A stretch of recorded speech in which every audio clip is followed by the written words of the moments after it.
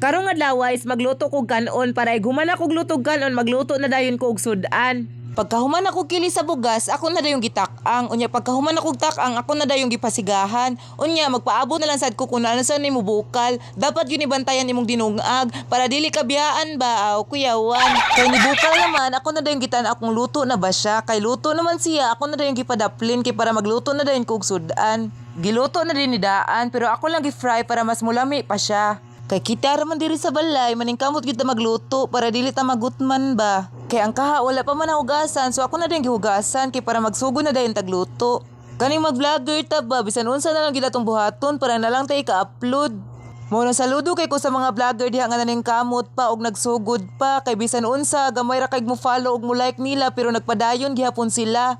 Ang teknik lang jud ni pag-vlog nung kay SB consistent kun naay maingon ang uban sa imuha ay lang sila pansin na kay the more basher the more followers. Matud pa sa gingon nila higugmaay mong kagalingon og higugmao ug unsay imong gibuhat karon kay ang Ginoo dili maghatag og problema kung dili nimo kaya. Pag human ako hugas sa kaha, ako na din gitak-ang ug ako na sa din gipasiga. Pagka human ako pasiga, ako na lang sa din giwat-huwat.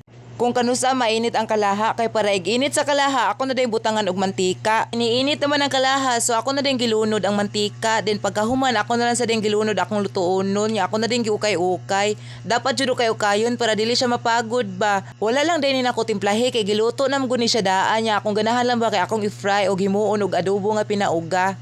Mao na din na atong special adobong pinauga. Kay nisidlak naman atong mata tungod sa special adobong pinauga ang umangaon na ta. Before ta mangaon, magpasalamat sa gidta sa Ginoo ug unsa ang naa nga pagkaon karon sa atong lamisa. Isang kagat, oy, ang sarap. Wow. Basta kaon gani ang hisgutan, automatic mapuna na puning timbang. Ari lang di sa kutaman, mong daghan king salamat niyong tanan. Bye-bye.